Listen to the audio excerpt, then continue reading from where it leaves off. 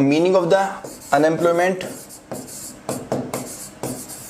different types of the unemployment, how to measure the unemployment, and the data of the economic survey 2019-20. Then all these we will not discuss because they are not for the prelims. So before moving ahead, I want to tell you some concepts about the unemployment, and then we will discuss the basics of the unemployment, right? So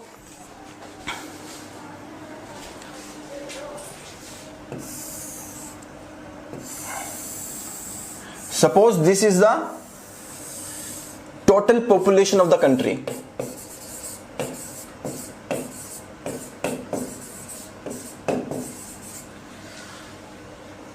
Out of this total population, this is the working age population.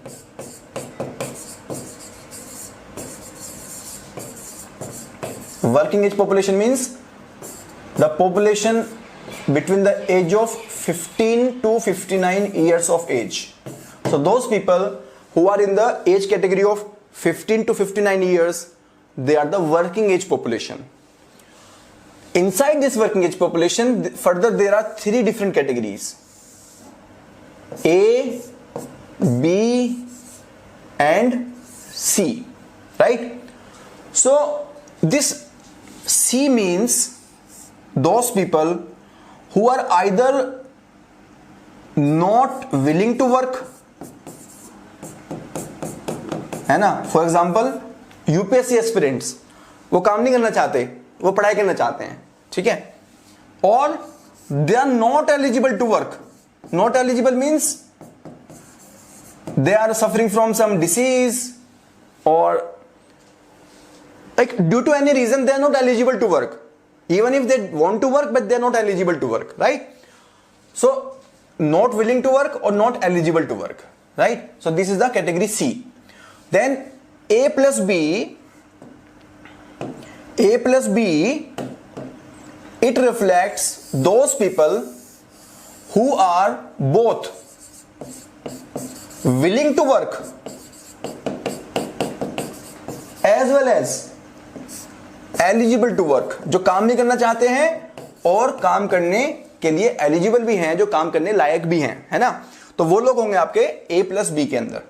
Now what is the difference between A and B, है ना?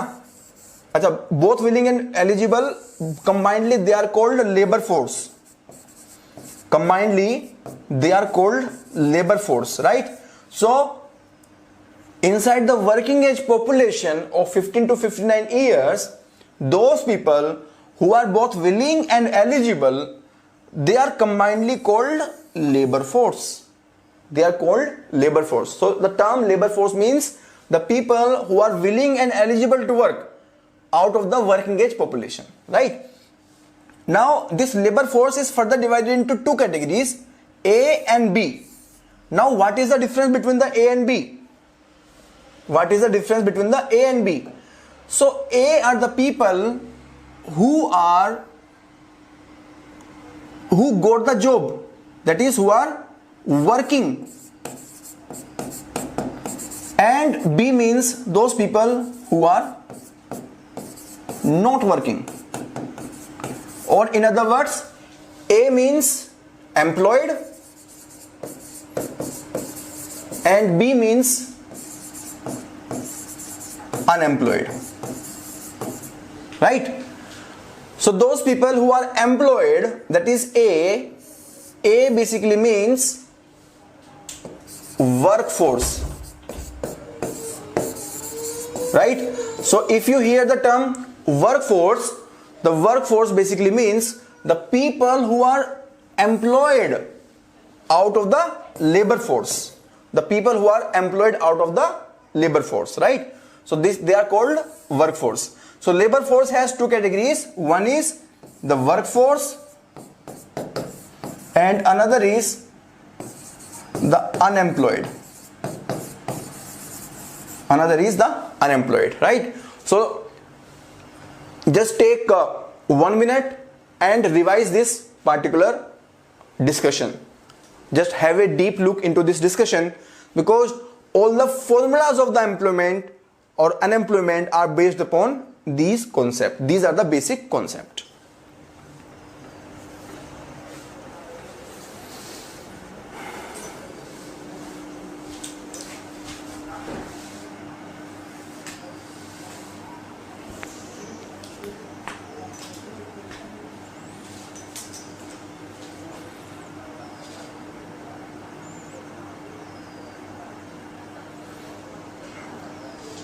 By the way, I am expecting that you should write in your notebook all of these discussion that I am doing.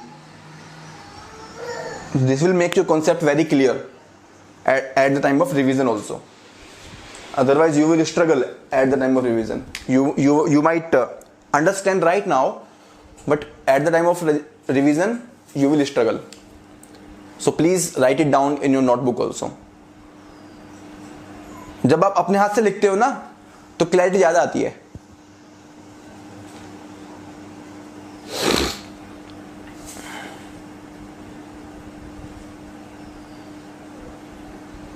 So any doubt so फार, अभी तक जो भी हमने discuss किया?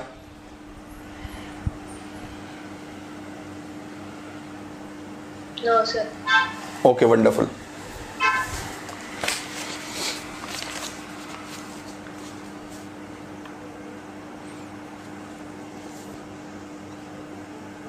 Now please write some definitions. Please write some definition. First, the definition of employment. First, the definition of employment. So employment means engagement in economic activities. So this is the dictation that I am doing. You will not find this part in the in your notes. Next, the meaning of full employment. The meaning of full employment: all those who are willing and able to work. All those who are willing and able to work and satisfy two conditions. And satisfy two conditions. Number one, get the work for the specified time period. Get the work for the specified time period for which they want to work. Get the work for the specified time period for which they want to work. Second condition, get wages according to their skills. Get wages according to their skills.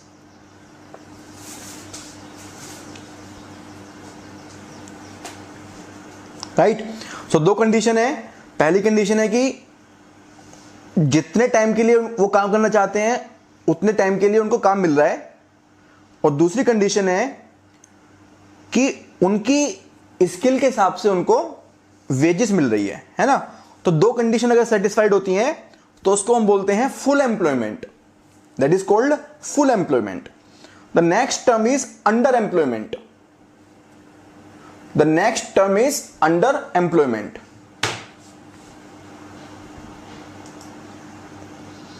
The next term is under employment. So under employment, please write down. Under employment means the lack of full employment. The lack of full employment, or either of the conditions mentioned in the full employment, or either of the conditions mentioned in the full employment are not satisfied. Are not satisfied, है ना. तो जब अगर दोनों में से एक भी कंडीशन सेटिस्फाइड नहीं है, मतलब या तो जितने टाइम के लिए उनको काम चाहिए था, they are not getting the work for the desired time, or they are not getting the wages as per the skills they are occupying. So that is the definition of underemployment, है ना. Now what is unemployment? Very simple. So unemployment is a very popular term, and it means those who are out of work, and in more strict terms includes all those who are able and willing to work but cannot find the work, right? Able and willing means they are part of the labor force. They are part of the labor force, but they cannot find the work. They are out of work. So this is the definition of the unemployment. Then there is a concept called labor supply, right? तो एक तो हमने पढ़ा था labour force मतलब those people who are able and willing out of the working age population. This labor supply is different. So this is basically a man days concept. So it refers to the supply of labor in terms of number of man days that workers are willing to offer at different wage rate. This is always based upon wage rate. See, for example, someone says that at the wage rate of 1000 rupees I am available to work for 20 days. At the wage rate of 1500 rupees I am available to work for 25 days in a month.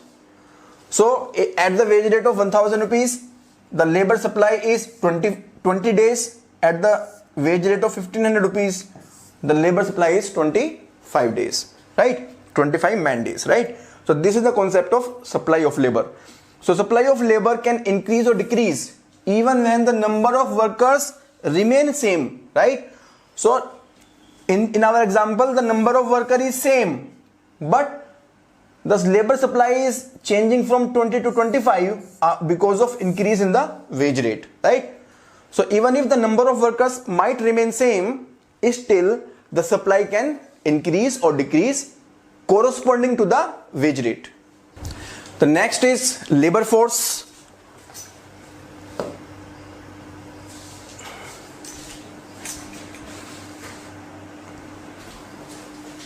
So it refers to the number of person actually working or willing to work, right? So it includes both actually working or willing to work, and it is not related to wage rate. It is measured in terms of number of person, not in terms of man days or person days, right? So it is measured in terms of number of person. Workforce, we have already seen those people who are actually working or those people who are gainfully employed, है ना. और जो employed है workforce है उसी के अंदर आपके दो तरह के लोग हो सकते हैं, those who are fully employed and those who are under employed, है ना,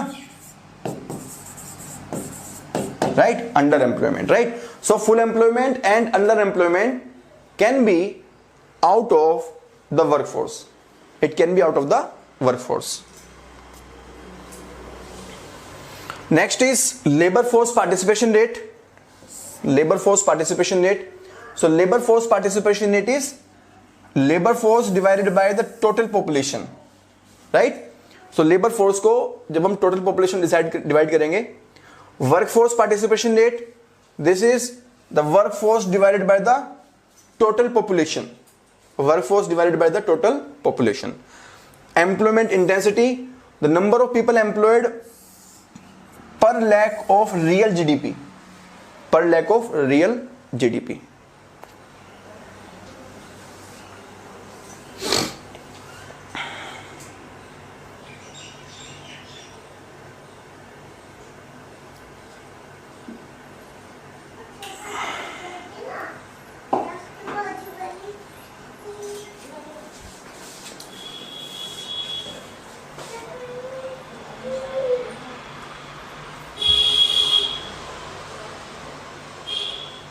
Rate of unemployment is equal to number of persons unemployed divided by total labor force multiplied by 100, and rate of employment is labor force employed divided by total population multiplied by 100.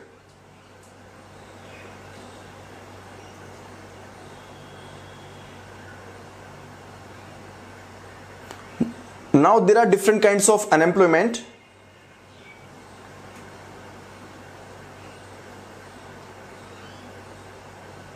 Hello, sir. Yes. What's the labor intensity at the per lakh GDP? Sorry? Employment intensity? Labor intensity करके. Employment intensity ना? Sorry, employment intensity number of employed person per lakh of real GDP. जो real GDP होता है, per lakh of real GDP कितने number of people जो काम कर रहे हैं, ठीक है? अगर real GDP 1 लाख है तो 1 लाख real GDP को प्रोड्यूस करने के लिए कितने नंबर ऑफ पीपल वर्किंग कर रहे हैं? 1, 2, 4, 5. That is employment intensity. ठीक है, ठीक है, okay.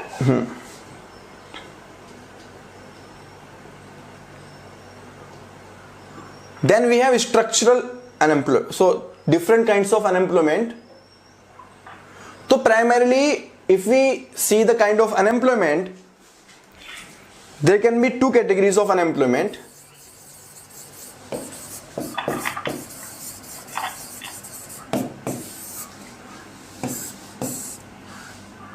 Voluntary unemployment and non-voluntary unemployment.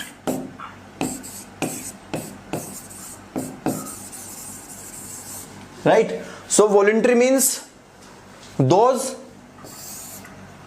who are as per the willingness of the person, है ना? For example, some people want to go for the higher study. Like for example, many of you who are already qualified, who are already able to work, but you want to go for higher study or you want to go for some competitive examination, so you will be in the category of voluntary unemployment. And then there are some people who are forced to be unemployed, because even if they are ready to work, but they do not find the job in the market. So this is called non-voluntary unemployment. These are the 2 primary categories, and all the different types of unemployment can fall in any of these 2 categories. So let us see the different categories of the unemployment.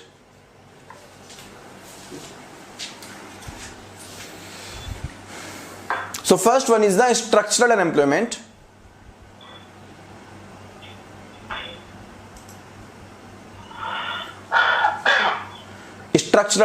So structural unemployment can happen because of change in the structure of economy, है ना? Change in the structure of economy.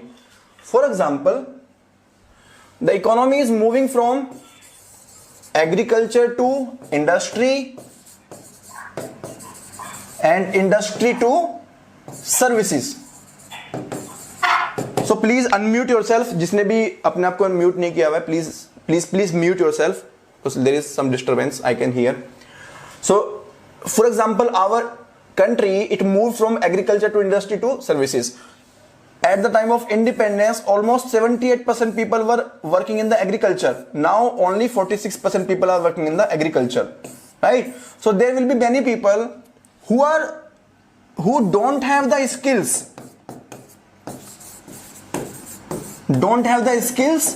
for tertiary sector. They don't have the knowledge and skills. They don't know how to run the computer, they don't know the driving, they're not suitable for the tertiary sector, for the services sector. So those people who don't have the suitable skill as per the vacancies, that kind of unemployment is called structural unemployment. Another example can be technological change.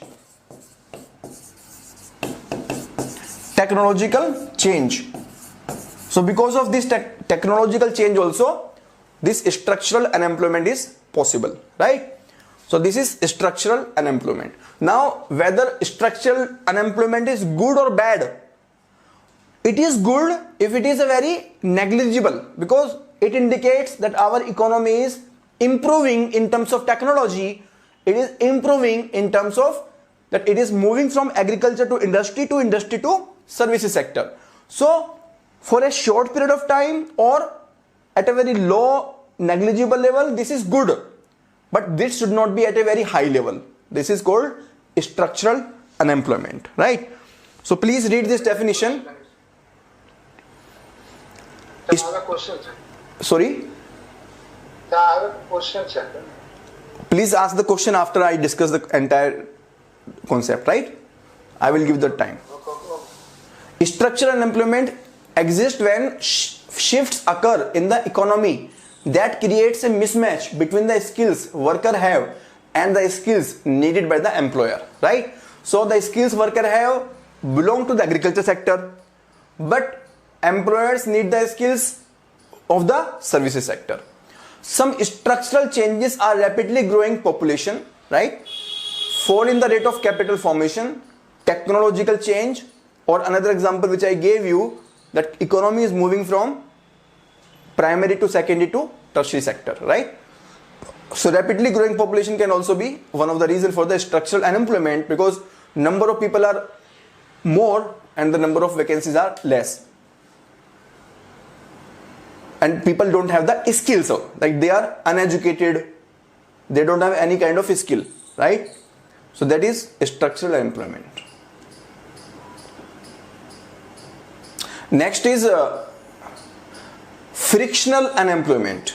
Frictional unemployment occurs when workers leave their old job but have not found the new ones, है ना? तो किसी ने job छोड़ दी लेकिन नई job उसको नहीं मिली. Like you are working in some company, you left the job and you are looking for some better opportunity, or maybe you are forced out from the company. So for example, nowadays during this corona crisis, there will be many company who will be firing lot of employees, right? And those employees will have to look for some new job. So the gap between their firing and getting a new job, during that period, that unemployment will be called frictional unemployment. So this is primarily because of shift in the job, and this is a short-term phenomena. So most of the time workers have voluntarily, either because they need to move or they have saved up enough money to allow them to look for a better job. So या तो वो either it is forced or it is voluntary. Frictional unemployment is short-term and a natural part of the job search process. In fact, frictional unemployment is good for the economy as it allows workers to move to jobs where they can be more productive, है ना? So you are working in a company but you find that you are not getting appropriate recognition for your work, the salary is less, or the work profile is not good, so you want to change the job. So in that case, this will be called frictional unemployment. Next is cyclical unemployment. Cyclical unemployment is basically concerned with the cycle of the economy. So economy is moving into different phases. So economy, sometime it is growing, then slow down, then recession, then recovery, again growing, right? So this is growth phase, this is slow down phase, then it goes into recession, then it recovers, then again it goes into the growth mode. So these are the different cycles of the economy, right? So in the slowdown cycle and in the recession cycle, the total production in the country is decreasing, and because of the reduction in the production, there will be many people who will lose the job because not enough production is happening. So many company will fire the people, right? So this this kind of unemployment which happen because of the slowdown and recession, this is called cyclical unemployment.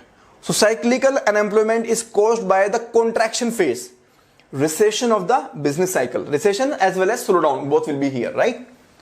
That's when the demand for the goods and services fall dramatically, forcing business to lay off large number of workers to cut the costs. The government intervention in the form of expensive monetary policy and fiscal policy is required to stop the downward spiral. Now at this point, can I ask you a question? What is the meaning of expansionary fiscal policy? Any one of you who would like to tell? What is the meaning of expansionary fiscal policy? Sir, when government expenditure increases for the welfare of people and the tax in return, tax rate is also low. Okay, good. So basically, the government is infusing the money into the economy by increasing the welfare expenditure or increasing the capital expenditure and by reducing the tax collection. So the government wants that people is there in the pocket of the people, so that the people can buy more goods and services, they can generate demand, the production can increase, economic growth can increase, employment can increase, right? So that is called expansionary fiscal policy. Similarly, there is expansionary monetary policy also. So expansionary monetary policy, in case of expansionary monetary policy, RBI increases the money supply by reducing the policy rate. So that is called expansionary monetary policy, right? So this expansionary monetary and fiscal policy, so at this point of time, when we are facing the cyclical slowdown already, and plus we are also facing this corona crisis, the entire economy is on a standstill. So at this time, the government is going into both expansionary monetary policy. The government has already reduced the repo rate, and also expansionary fiscal policy. The government has already given a package, and more packages will be coming on the way, right? So this is called cyclical unemployment. Next is seasonal unemployment. So there are various seasonal industries. For example, sugar industry. We have textile industry. In the businesses also, hotels and restaurants, ice cream factories. So because of this, the number of jobs fluctuate. So that is called seasonal unemployment. Then we have chronic unemployment. Chronic unemployment means when unemployment remains for a long period of time, right? That is called chronic unemployment, right? So chronic unemployment is also there. Disguised unemployment. So disguised unemployment is important because this is a very important feature of the Indian economy. And what is this? So basically, suppose it's a agricultural field or agricultural land, and only one person is sufficient to cultivate the crops on this agricultural land. But suppose this one person is Mr. A. Now this Mr. A has two sons, Mr. B and Mr. C. So Mr. B and C, they could not find any other job, either because they do not have the skill, or they do not have the opportunity to work somewhere else. Now all of them are working in this field. Now three people are working in this field. So in this case, Mr. B and C, even though they are working, even though they will be visible as if they are working, but they are disguisedly unemployed. Mr. B and C are disguised and unemployed. मतलब उनके पास में और कोई काम करने के लिए नहीं है, तो वो काम कर रहे हैं अपने फादर के साथ में, but they are not adding. Why they are called unemployed? मतलब you can say sir they are working, but still why we are calling them unemployed? Because they are not adding anything extra. Their marginal productivity or additional productivity is zero. Their marginal productivity or additional productivity is zero. मतलब अगर वो नहीं होते तो भी Mr. A would have done the same work. Mr. A would have cultivated the same field without any problem. So this problem is very much available in India, especially in the rural India, and not only in agriculture sector. There is one more area where this problem is rampant. Can you tell me the name of that area?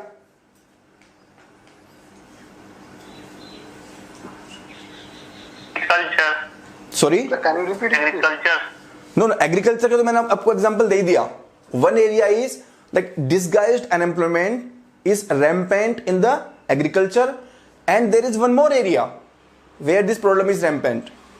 एक और area है जिस area में ये problem बहुत ज्यादा है. कौन सा एरिया है वो?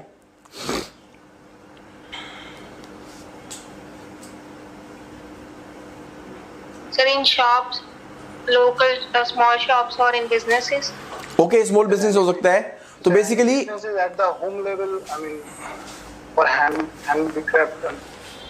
स्मॉल बिजनेस के बारे में बात कर रहे हो, ठीक है. एक जो बहुत बड़ा एरिया है वो है आपका मतलब it is very subjective, although like as of now the government has actually improved a lot, but in the public sector undertaking this problem was rampant. Like there is need of one person but 3 people are working for the same work, है ना. So some experts believe that in the public sector this was a rampant problem, but now after this new government recruitment have decreased, less number of people are working because the government is working on the principle of minimum government maximum governance, minimum government maximum governance. So because of this phenomena this problem is now reducing in the government sector, right? So you can read in this case more workers than required are engaged in the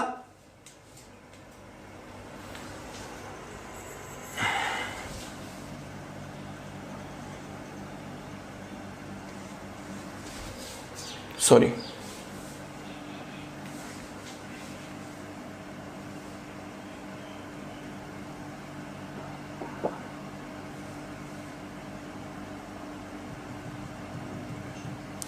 In this case, more workers than required are engaged on the farm, where not all of them are actually productively contributing to the creating output. Thus, the marginal physical productivity of many workers is zero. This particularly plagues the Indian agrarian and the PSU's scenario, right? So, agriculture में और public sector undertaking में. This is PSU, not PUS. There is a typing mistake. Educated unemployment. When a person who is educated or trained and skilled fails to obtain a job suited to his qualification, the person is called educated unemployed, right? So this is a big problem in the urban areas. In the urban areas, the educational qualification is more. People don't get the job according to their education qualification. So that is called educated unemployment. Open unemployment, this refers to a situation where people are willing and able to work but cannot find any work. Means any work, right? So this is a very broad concept. Inside the open unemployment, many more type of unemployment can be categorized. So open employment is a very broad term. Next is underemployment. We have already discussed underemployment.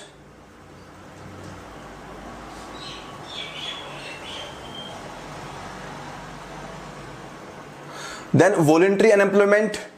And voluntary unemployment, this is very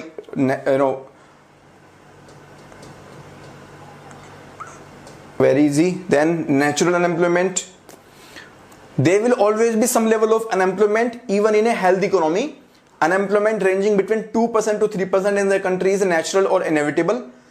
This minimal percentage of unemployment cannot be eliminated. This is called natural unemployment. So for example, this can be because of structural unemployment, where the structure of the economy is changing, or this can be because of frictional unemployment.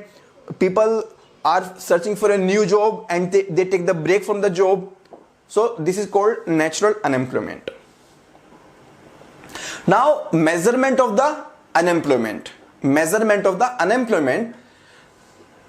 So now please ask me any query that you have for the discussion, from the discussion that I already did. Which agency? So National Sample Survey Organization. Now this agency is called NSO, because NSSO and CSO, they have been merged, and now we have National Statistical Office. So now this agency is NSO. This is the agency which is responsible for calculation of the unemployment data. And this agency has been taking various estimates. One estimate is based upon usual status, another is based upon current weekly status, then we have current daily status, right?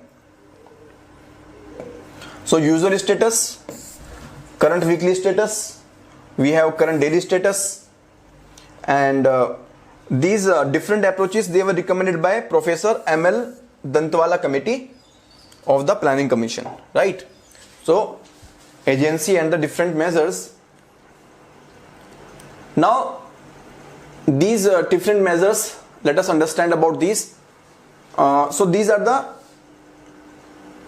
three kind of estimate which are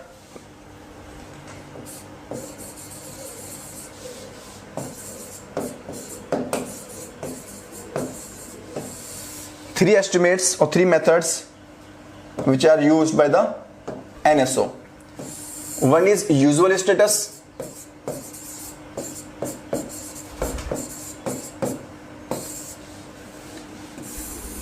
second is current weekly status,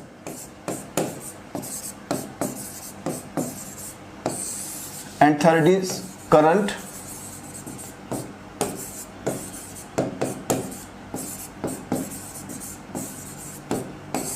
daily status, right? So usual status, current weekly status, so US, CWS and CDS. So usual status basically takes the reference period of last 365 days, and if any person is engaged, if any person is working for 30 days or more, then such person is called employed, right? And if the person is working for less than 30 days, such a person is called unemployed, right? So this is a very crude measure of unemployment.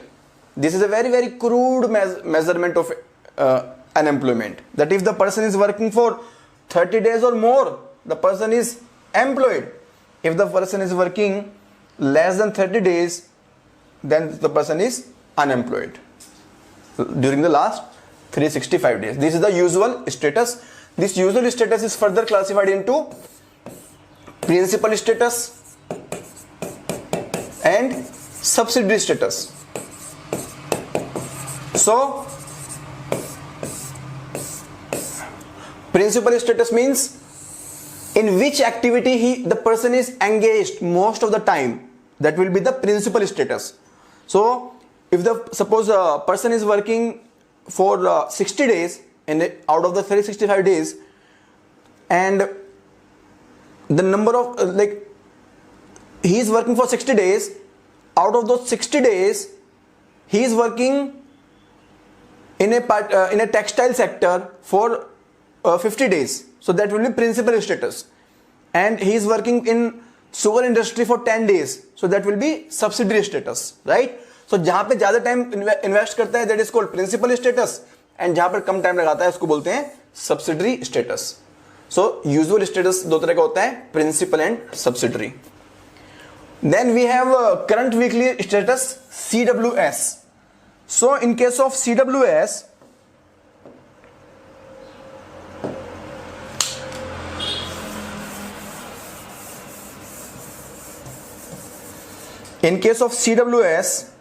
see friends, I will recommend that please keep writing in your notes, because जब मैं इस तरह से discuss करता हूं तो आपके लिए कॉन्सेप्ट बहुत सिंपल हो जाते हैं. If you directly read from the study material, you will get stuck into the language, right? But this way is the best way to revise in the examination time. So please make the notes in your notebook. In case of current weekly status, the reference period is last 7 days, and if the person is working even for 1 hour, the person is called employed, है ना. अगर 7 दिन में से किसी भी दिन में, on any day, 1 hour on any day out of the last 7 day, the person is called unemployed, sorry employed, the person is called employed. And if the person is working not even for 1 hour, then the person is unemployed. Very very simple, है ना. तो अगर कम से कम 1 घंटे काम कर रहा है पिछले 1 हफ्ते के अंदर तो एम्प्लॉयड है, अदरवाइज अनएम्प्लॉयड है, राइट. अदरवाइज अनएम्प्लॉयड है ना. So this usual status, this is reflecting the chronic unemployment. तो if the person is not able to get 30 days work in the last 365 days, that means there is chronic unemployment. Very very dangerous. If the person is not able to get 7 day, 1 hour of work in the last 7 days, that is calculated as the unemployment under the current weekly status.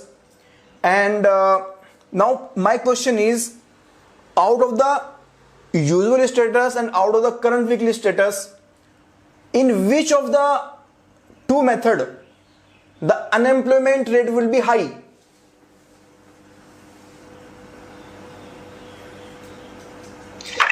Current weekly status. Okay, so your answer is current weekly status में ज्यादा रहेगा unemployment rate.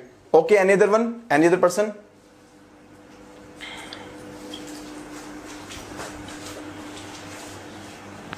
Anyone else? So answer is unemployment rate will be high in the current weekly status. Why?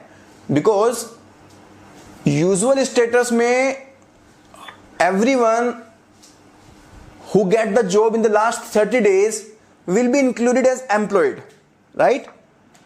So unemployment rate will be less, है ना. And naturally any person will be able to find the work for 30 days. मतलब not always, but most of the time it is highly probable, as per the data also, as per the past observation also, that people get the work for 30 days. So once the person is able to work for 30 days, the person is employed, and the person is not calculated in the unemployment rate, है ना. But in case of current weekly status, we are taking the reference data of last 7 days. So if it is quite possible many times that in the last 7 days the person has not worked for even single hour, right? So the unemployment rate will be high in case of currently weekly status as compared to the usual status.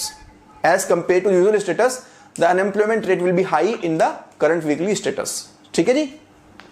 Now you might be asking, sir, why we are calculating two different unemployment rate? Why not only usual status or only current weekly status? Because these different estimates are used for different purposes by the government, right? So usual status is used to calculate the chronic unemployment. The government can judge that how deep the unemployment is, that the person is not able to get unemployment, the employment even for 30 days in the year. And in the current weekly status, the government has some other objective. So the government policy making is dependent upon different kind of data, and the government utilizes different data for different purposes, right? The third one is current daily status. Current daily status. So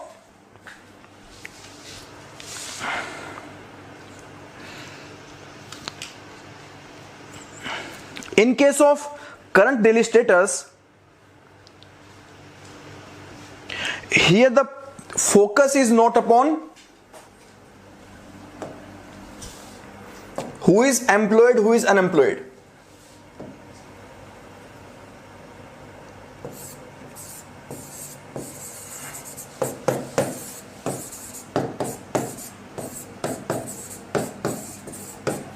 In the current daily status, the focus is not upon who is employed, who is unemployed. Rather, we are calculating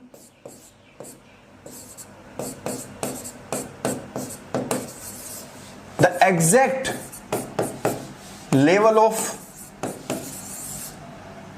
unemployment, right? So, in this case, the reference period is last 7 days.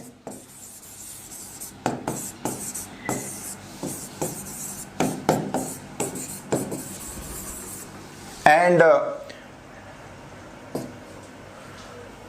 here we basically calculate that if the person is working between 1 hour to 0 hour to 1 hour on 1 day out of 7 days, the person is unemployed.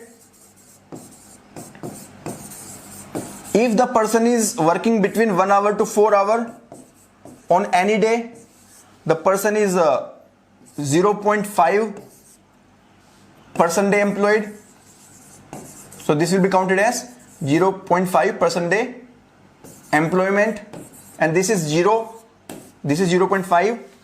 And if the person is employed between 4 hour to 8 hour, this is 1% day employed, right?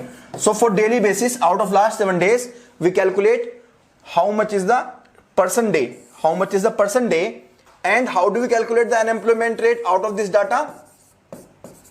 So unemployment rate is equal to total person day is 7 minus the actual person day, right? So based upon that, we calculate the unemployment rate.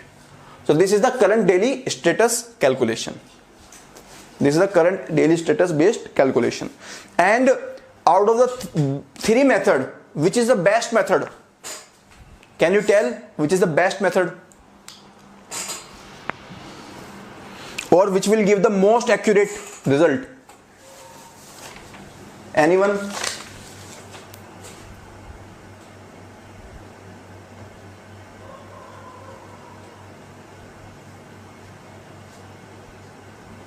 कौन सा method सबसे अच्छा रहेगा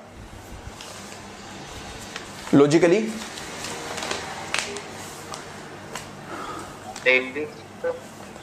Yes, current daily status, है ना? Because here we are actually able to get more details. We can actually go on hourly basis, है ना? That current daily status is the best among all the three estimates, right? So current daily status is the best out of the three estimates.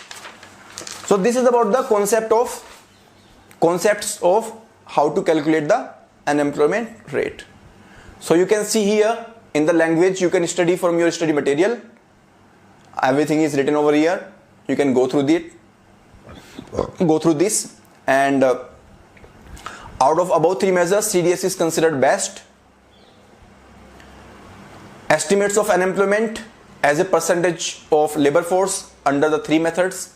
You can see in the UPS, in the CWS, and in the CDS, right? So you can even observe this pattern that UPS is providing least unemployment rate. So the lowest unemployment rate is in the UPS. Above UPS is CWS, and above CWS is CDS. So CDS estimate is highest, right? So you will find always this is the most accurate, and this gives the most accurate and most relevant data, right? So in 1972, this was the data. In 2009-10, this was the data, and 15-16, this is the data, right? Now, so these are the methods. Now, what are the names of different surveys which are done by the agencies, right? So the first survey is done by the NSO, Employment Unemployment Survey. Employment and Unemployment Survey, which was conducted. So this has been discontinued from December 2018 onwards. So this was conducted every year, once every 5 years, and this has been discontinued from December 2018 onwards, and it has been replaced by the Periodic Labor Force Survey. So as of now, Periodic Labor Force Survey is in existence. Apart from that, the Labor Bureau under the Ministry of Labor also, it conducted annual Employment and Unemployment Survey. Again, this has been abandoned and this has been replaced by the Periodic Labor Force Survey. Apart from Periodic Labor Force Survey, in 2018, India for the first time introduced monthly payroll reporting for the formal sector to facilitate analysis of new and continuing employment. This is based upon the data of the EPFO, ESIC and PFRDA. है ना? So Periodic Labor Force Survey has been introduced with certain changes in the Employment and Unemployment Survey of NSO, and this Periodic Labor Force Survey is actually tracking the quarterly changes. है ना? So to summarize this discussion, so earlier till December 2018 there was Employment Unemployment Survey EUS by the NSO. Now this Employment and Unemployment Survey has been replaced by Periodic Labor Force Survey. This is also conducted by the NSO only.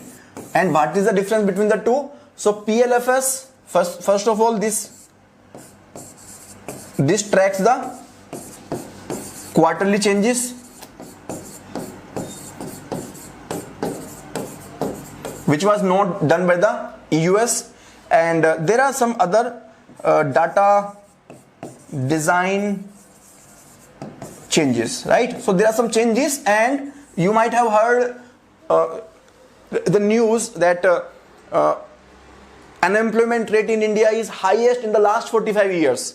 So there was news that unemployment rate is highest in the last 45 years, and the government response to that was that because of the change in method, unemployment rate seems to be high. Otherwise, if we calculate from the earlier method, or earlier not method but data, from the earlier data, then the rates will not be high, right? So government justification was that actually the situation is not bad, but it is just because of change in the data which we have done as per the Periodic Labor Force Survey, right? So right now Periodic Labor Force Survey is in existence and it tracks the quarterly changes. Now there are other sources of data also. So one is NSO, second is Census of India. So this Census of India comes every 10 years. Then there is Directorate General of Employment and Training data with the Employment Exchange. So you must know that there are employment exchanges in every district where you can register yourself, and if there is any job they will tell you. So this is an outdated concept. Practically they are not so much effective, but still on the paper they are also part of the agency who provide the data about the unemployment rate. Now you can see, as per Periodic Labor Force Survey, the unemployment rate in usual status separately for male and female. So you see this data sector wise in the rural area. So this data is as per the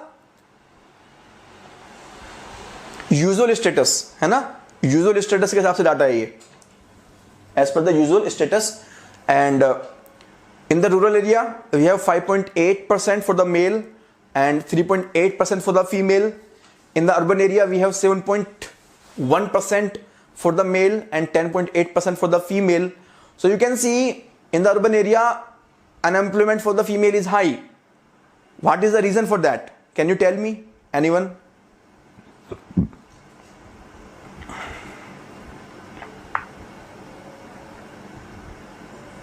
So basically the female employment rate is low in the urban areas.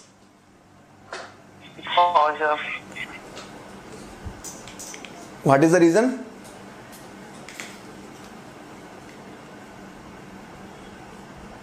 Anyone?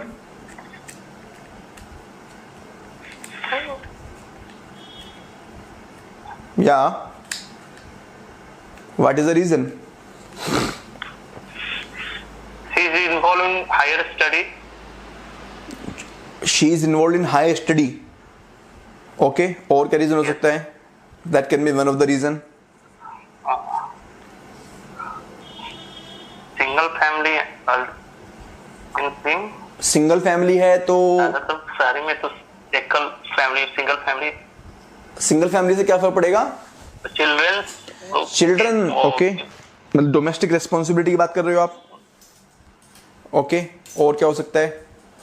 Yes sir, domestic responsibility plus education. Okay, okay. So there can be these reasons also, but apart from that, one of the major reason is that basically number of female available to work in urban areas is high. Like labor force is high, more number of educated female, है ना? As compared to rural area. Rural area में तो demand ही कम है. Are you getting? वहाँ पे demand ही कम है. Urban areas में demand ज़्यादा है. Supply is more, labor force is more. So this is one reason. The second reason is the household income is high in the urban area.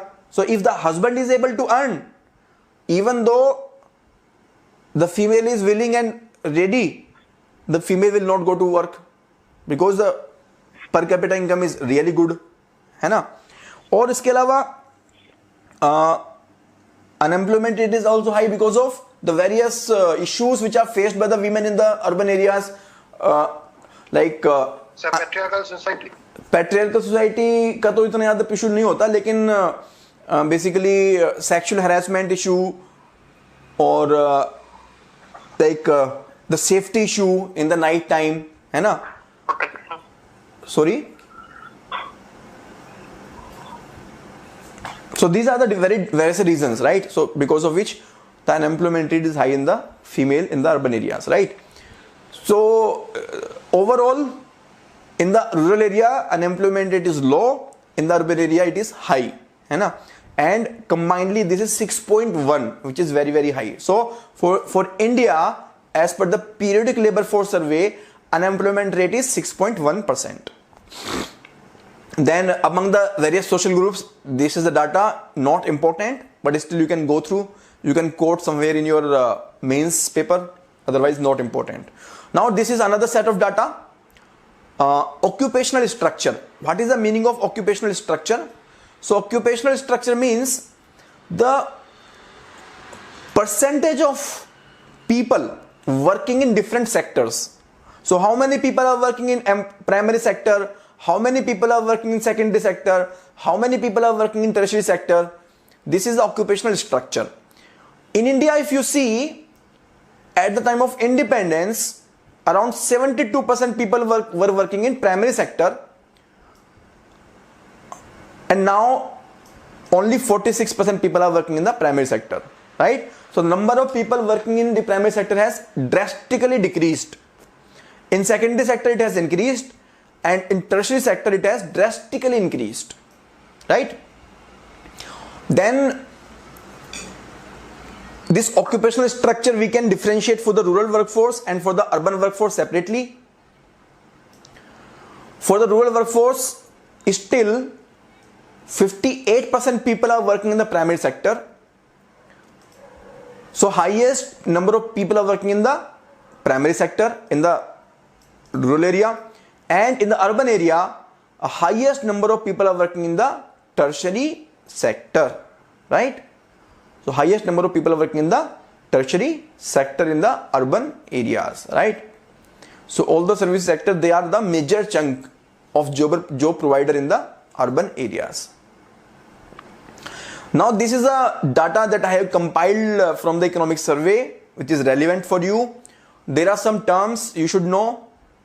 So I have very carefully picked up relevant data from the survey, which I found very very important conceptually. Like they can ask some concept from here.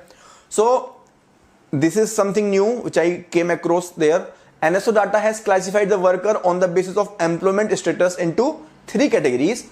One is self-employed, second is regular wage or salaried employed, and third is casual worker. So please read this slide first.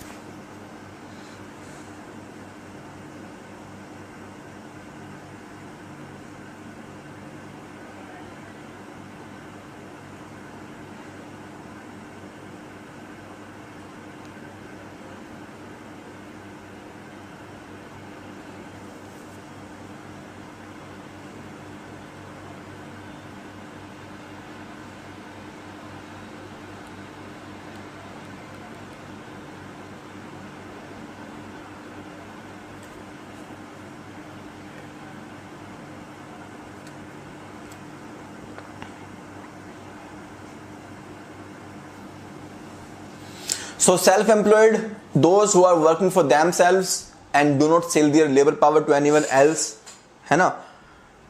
Regular or salaried employees, and third is casual worker. This casual worker is important because there is a saying in India that the casualization of worker is the casualization of employment is increasing in India, right? So casual worker, you should know casual worker. Casual worker include those who are hired for very short period on daily or monthly basis, है ना?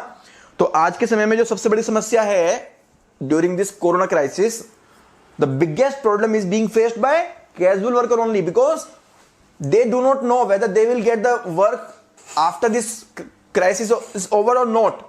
They have lost their job, they have lost their source of income, they are on the road and they are forced to go to their hometown because they don't have any source of income, and they are very much unsure about the future, how the future is going to be unfold, right? So these are the casual worker. You must know the casual worker means those who are hired for a very short period on daily or monthly basis.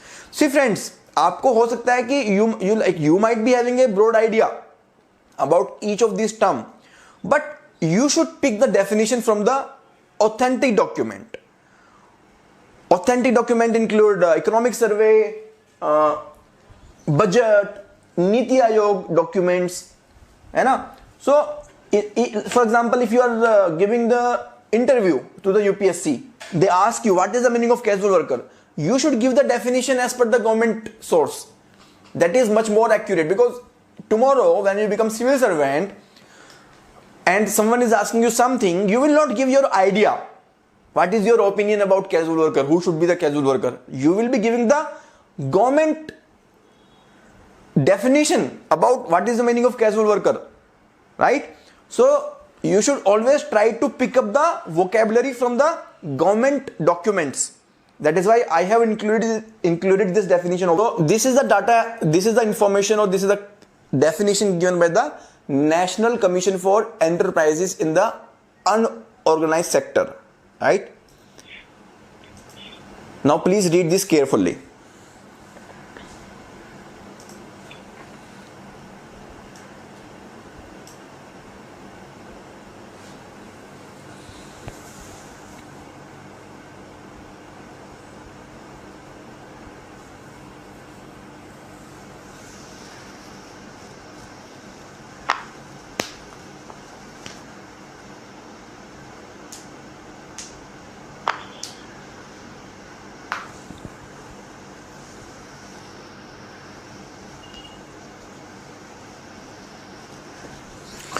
So formal worker सिर्फ और सिर्फ organise sector में हो सकते हैं. ये second definition पढ़ोगे ना. A worker working in the organise sector includes government department, public enterprises and private establishments which hire 10 or more worker and to whom any employment benefit or social security provided by the employer are termed as formal workers.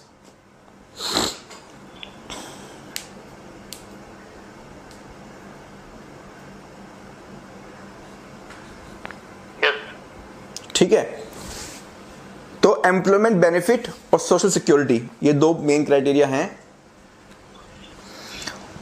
और formal worker सिर्फ organise sector में ही हो सकता है. Formal worker is not cannot be there in the unorganise sector. Now you can see some data. As per the latest available data on employment, there has been an increase in the share of formal employment as captured by regular wage or salaried from 17.9 to 22.8, है ना. तो जो हमने यहाँ पे देखा, there has been increase in the regular wage, salaried or this is the formal employment. This regular wage or salaried is the formal employment, and there has been a jump from 17.9% to 22.8% from 2011-12 to 2017-18. This is a good news. After that, we have female participation. So there is a declining trend, and you can read all this. This is rest of the things are not important, but you can go through. And there is a one more concept, that is jobless growth. So what is the meaning of jobless growth? So jobless growth basically means if the GDP is increasing but the unemployment is not declining, right? So है ना, हमने concept पढ़ा था employment intensity का. We studied a concept of employment intensity.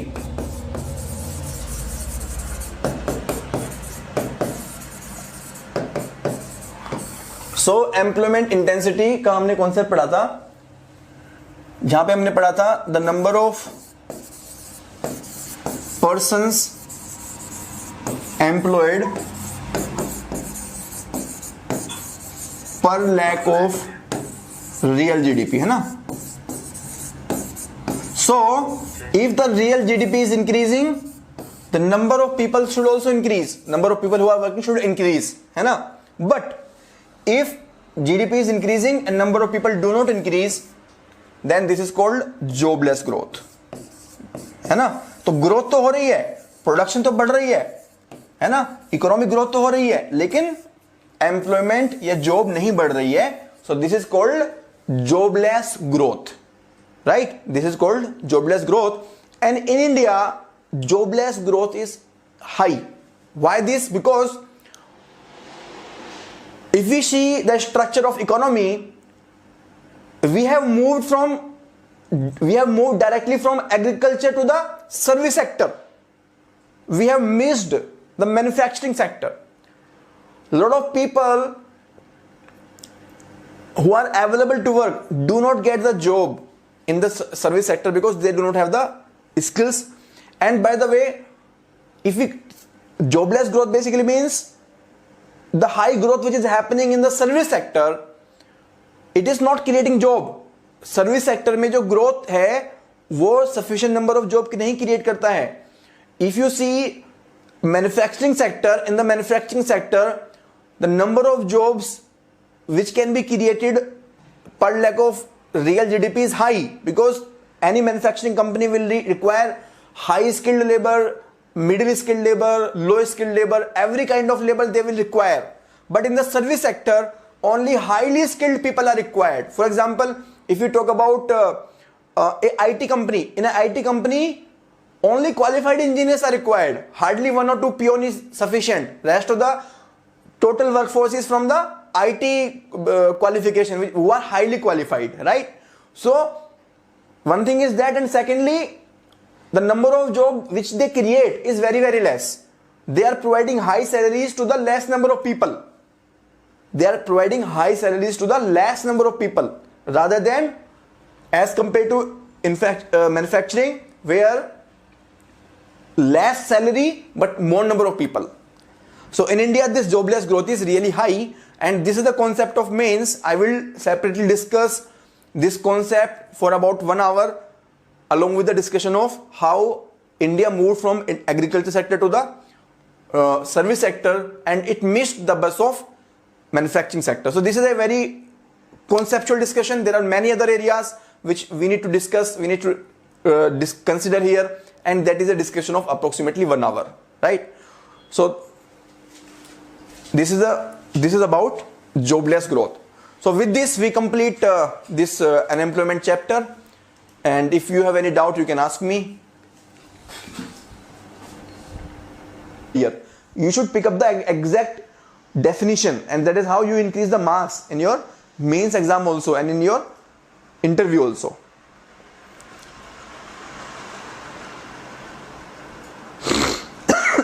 Now you can see this distribution. This is also given in the economic survey only. So this data which is visible in the blue color, जो blue में है वो data आपका 2011-12 का है, और yellow में आपका डाटा है 2017-18 का, ठीक है? तो सेल्फ एम्प्लॉयड में कोई चेंज नहीं है. Between 2011-12 to 17-18 there is no change in the self employed. In the regular wage or salaried there is a change. The people who are salaried have actually drastically increased, है ना? और casual worker में there is a downflow from 29 to 24.9. So the number of people have actually moved from casual labor to the regular wage or salaried worker, है ना? तो number of people have actually migrated from casual labor to the regular wage or salaried people. So this trend you should know. You can find a question. In fact, the question which I have framed from this economic survey, I have picked up such statements. So that you are clear, right? You are clear. Then this periodic labor force survey, this is issued by the NSO, which comes under the Ministry of Statistics and Program Implementation. You should know that this comes under the Ministry of Statistics and the Program Implementation. Now,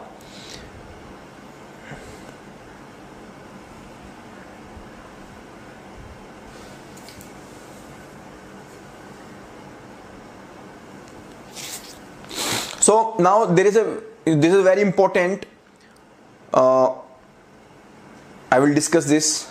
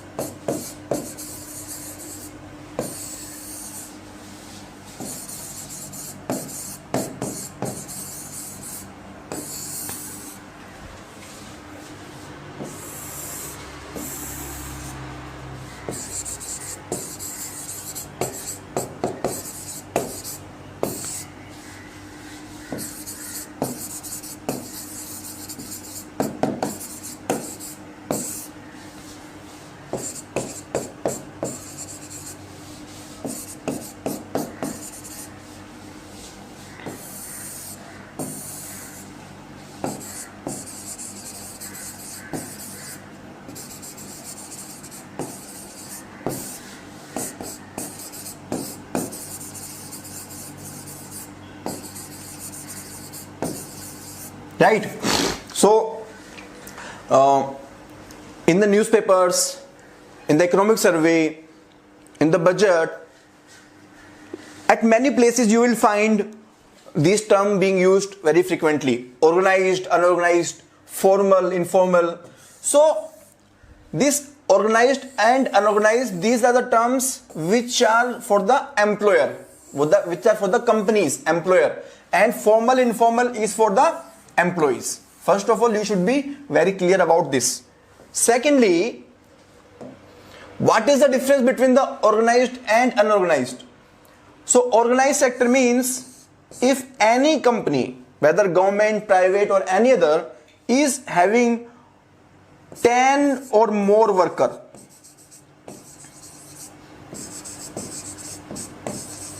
right? Now, why 10 or more worker? If any company, any organization has 10 or more worker, then various legislations or various government laws, they become applicable on the company. So for example, Factories Act, then Wages Act, Working Conditions Act. Then I'm not pointing out a specific act, but there are various government laws which become applicable on these companies, and they are supposed to follow certain government norms. They are, for example, they have to deposit provident fund for their employees. They have to provide the job security, social security, like different kind of benefits are to be given by these organized sector companies. So they are called organized sectors, and those who are not in any of these categories, they are unorganized, right? So if not organized, then it is unorganized, right? So ऐसा हो सकता है कि किसी के पास में 20 worker काम कर रहे हैं, लेकिन उसने रजिस्टर नहीं किया हुआ अपनी गवर्नमेंट के पास में, गवर्नमेंट को दिखा नहीं रहा है वो, है ना? सो दैट इज इलीगल, है ना? तो अगर किसी ने फॉर्मली गवर्नमेंट को बताया हुआ है, लोगों को कंप्लाई कर रहा है, तो ऑर्गेनाइज में आएगा वो. अगर उसने बताया ही नहीं हुआ, चाहे वो उसके 20 वर्कर, 30 वर्कर, 50 वर्कर भी हैं, तब भी वो अनऑर्गेनाइज्ड में आएगा, है ना? तो हमें देखना है गवर्नमेंट के डाटा के हिसाब से. गवर्नमेंट डाटा मतलब whether the on the record how many organized sector entities are there. ठीक है. Another is employee. Employee can be formal or informal. Formal means who has a formal job contract, है ना? And the person is eligible for social security and retirement benefits, है ना? तो formality और informality is basically, formal मतलब there is a contract और there is a agreement of job, proper agreement है. Informal में कोई प्रॉपर एग्रीमेंट नहीं है, डेली बेसिस के लिए, मंथली बेस के लिए हायर किया हुआ है, शॉर्ट टर्म के लिए हायर किया हुआ है, कोई एग्रीमेंट नहीं है. No agreement, no contract, right? So this is informal worker. In case of informal worker, there is no social security. There is no social security in case of informal worker, right? So these are the 4 words you must understand: organized sector, unorganized sector, formal worker, and informal worker. Now, please tell me, in the organized sector, all the people who are working, whether all of them will be formal worker or they can be informal worker also. The answer is, in the organized sector also, both kind of worker can be there, formal and informal. So it is quite possible that for some people there is social security agreement, and some people have been hired for a temporary purposes, right? For some temporary work, or maybe through some contractor, and there is no social security benefit being given to these informal worker, right? So it is quite possible that even in the organized sector, you will find informal worker, right? You will find the informal worker. In the organized sector, you will hardly find any formal worker, hardly, because they are not so much legally organized. They don't have proper legal documents, they do not properly maintain the account, so they are not even entering into the formal agreement. So you will find hardly there is any formal worker in the unorganized sector, right? So please ask me if you have any doubt. So this is the previous year question of 2013. Please go through this question.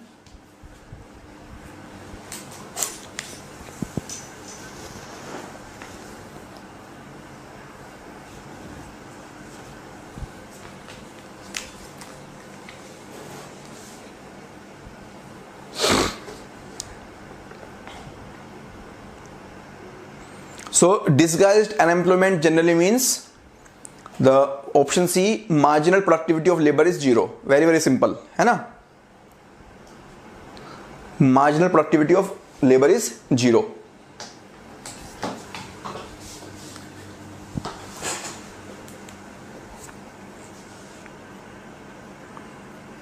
So this is the only question that appeared in the previous year questions, but nowadays this is so much is news, so there can be a question.